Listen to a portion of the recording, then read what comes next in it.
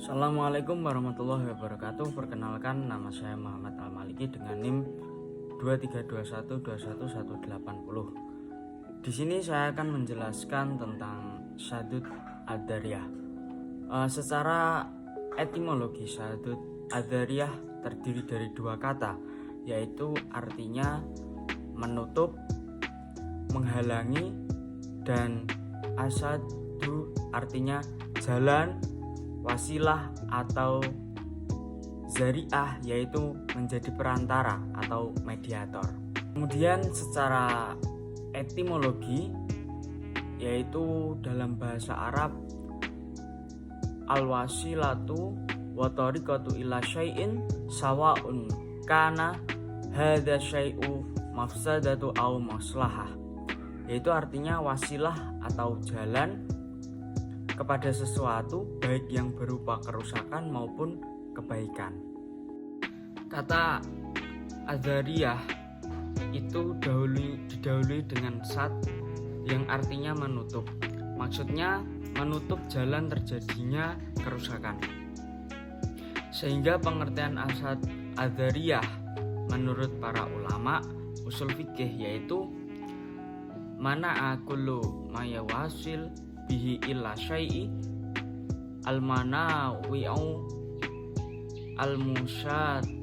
al-mustamilu ala mafsadati au musarrati, yang artinya mencegah segala sesuatu baik perkataan maupun perbuatan yang menyampaikan kepada sesuatu yang dicegah, dilarang dan mengandung kerusakan atau budaya kerusakan. Dari beberapa pengertian di atas dapat diketahui bahwa asad Ad-Dariyah merupakan suatu metode penggalian hukum Islam dengan mencegah, melarang, menutup jalan atau wasilah atau pekerjaan yang awalnya dibolehkan karena dapat menimbulkan sesuatu yang menyebabkan terjadinya kerusakan atau sesuatu yang dilarang. Dasar hukum asad Ad-Dariyah. Muhammad Hashim Al-Burhani pada dasarnya tidak ada dalil yang menjelaskan dan pasti yang menurut nas maupun ijma ulama tentang boleh atau tidaknya menggunakan asad Ad-Dariyah. Namun demikian ada beberapa nas yang mengarahkan kepadanya baik Al-Quran maupun As-Sunnah sebagai berikut. Contoh Al-Quran yaitu terdapat dalam surat Al-An'am ayat 108 yang artinya, dan janganlah kamu memakai sembahan yang mereka sembah selain Allah, karena mereka nanti akan memaki Allah dengan melampaui batas tanpa pengetahuannya. Kemudian As-Sunnah, yang kedua As-Sunnah, sesungguhnya sebesar-besar dosa besar adalah seseorang melaknat kepada kedua orang tuanya. Lalu Rasulullah ditanya, wahai Rasulullah, bagaimana mungkin seseorang melaknat kedua ibu bapaknya? Rasulullah menjawab, seseorang mencaci maki ayah orang lain, maka ayah juga dicaci maki orang itu. Dan orang yang mencaci maki ibu orang lain, maka ibunya sendiri akan dicaci maki. Hadis riwayat Bukhari, Muslim, dan Abu Daud. Kemudian yang ketiga yaitu kaidah fikih, seperti yang artinya menolak kerusakan diutamakan daripada menarik, seperti itu. Beberapa rukun dari Dariyah. Yang pertama yaitu perkara yang tidak dilarang dengan sendirinya sebagai perantara, wasilah atau sarana atau jalan. Dalam hal ini dibagi menjadi beberapa. Contoh yang pertama adalah maksud dan tujuan perbuatan itu adalah perbuatan lain. Kemudian yang kedua yaitu maksud dari tujuan itu adalah untuk perbuatan itu sendiri.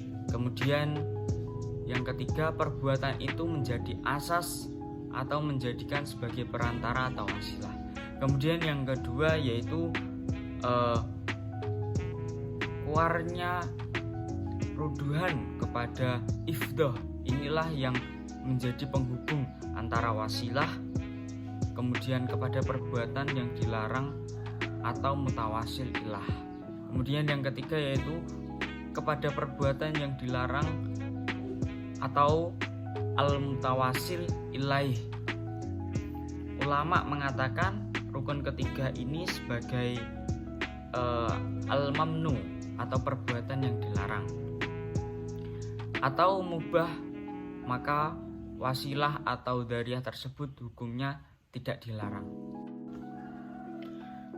Contoh dari satu dariyah adalah seseorang yang telah dikenai kewajiban zakat, namun sebelum haul atau genap setahun ia menghibahkan hartanya kepada anaknya sehingga ia terhindar dari kewajiban zakat. Hibah atau memberikan sesuatu kepada orang lain tanpa ikatan apa-apa dalam syariat Islam merupakan perbuatan baik yang mengandung kemaslahatan. Akan tetapi bila tujuannya tidak baik, misalnya untuk menghindari dari kewajiban zakat, maka hukumnya dilarang. Hal itu didasarkan pada pertimbangan bahwa hukum zakat adalah wajib, sedangkan hibah adalah sunnah. Mungkin itu tadi presentasi dari saya. Kurang lebihnya mohon maaf. Wallahu muwaffiq ilal aqwamit thoriq. Wassalamualaikum warahmatullahi wabarakatuh dan terima kasih.